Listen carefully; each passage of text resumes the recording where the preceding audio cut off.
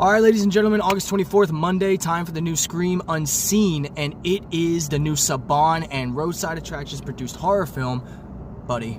I already had Buddy on my radar. I already basically knew that this was going to be the Scream Unseen because it had the exact same runtime and there's really nothing else coming around that time. Buddy, if you don't know, is literally just a new 90s homage kind of horror film. We've had a few of these, but this one is taking more like to things like Dora the Explorer or Barney, and it's basically about Buddy. He's got his own TV show, he's got a couple of kids with him, and things go horribly wrong. I was pretty excited for this film. I've been waiting for it. I was gonna see it on the 28th, if not today, and I know a lot of my people said that they're not really interested in it, but I'm here to let you guys know that it's not a bad movie at all. I didn't know exactly what direction they were gonna take. I wasn't sure if it was gonna be more like, okay, we're gonna go by it episode by episode, kind of like you know, some more of these other nostalgia horror based games and movies have done, but this movie actually does something a little bit different. I would go as far, and I might sound crazy saying this, but I would go as far as to say that this movie honestly at times pulls certain stunts and certain things that I obviously won't spoil that for me kind of felt like it was ripped straight out of Adult Swim, something I would have watched out of Adult Swim.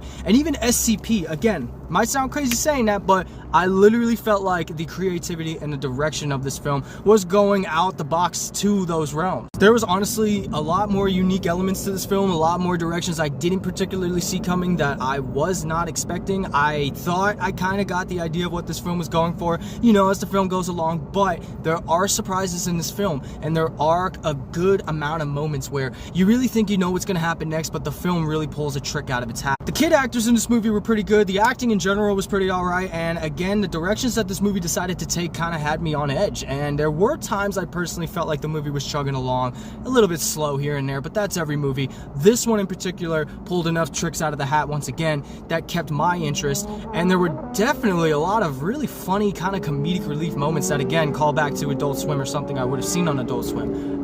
The humor here really slaps, man. The whole theater was laughing, the whole theater was reacting. There were some really decent scenes, but overall, something that I thought this movie was going to kind of lead toward, I thought this would kind of go for more like a Terrifier ordeal, kind of, ooh, edgy kids dying type of thing.